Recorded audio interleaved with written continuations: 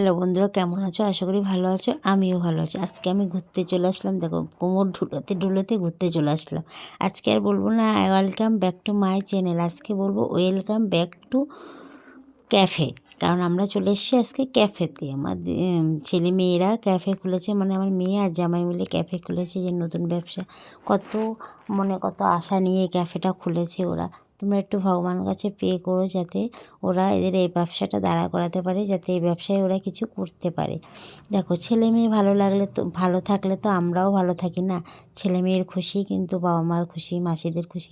আমি কিন্তু হই মাসি, এই যে মেয়ে, তাও ওরা আমাকে খুব ভালোবাসে, আমি ওদের খুব ভালোবাসি। আর আমি সবাইকে নিয়ে ভালোবাসি থাকতে, সবার সঙ্গে মিলেমিশে থাকতে ভালোবাসি। আমি এটাই পছন্দ করি যে সবাই আমার কাছে আসুক, আমাকে ডাকুক, আমাকে ভালোবাসুক, আমিও সবাইকে ভালোবাসবো। এটাই আমার মনের ইচ্ছা বলো, যাই বলো। আর তোমরা একটু ভগবানের কাছে কিন্তু প্রে করো সবাই, যে যেন ওরা যে আশা নিয়ে ক্যাফেটা খুলেছে, সেই আশা যেন ভগবান ওদের পূর্ণ করে। তাহলে আমরাও খুব খুশি হব। আর আমার থেকে খুশি তো আর কেউ হবে না। ছেলে মেয়ে যদি ভালো থাকে আমার খুব ভালো লাগে।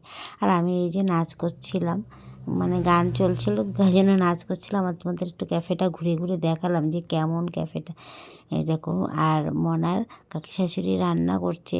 বেশি কিছু আয়োজন হয়নি ওখানে, হঠাৎ আর কি আয়োজন হয়েছে। সে কারণে বাচ্চা বাচ্চা ছেলে মেয়ে, বুঝতেই পারছো ওরা কী করবে না করবে বুঝতে পারছিল না।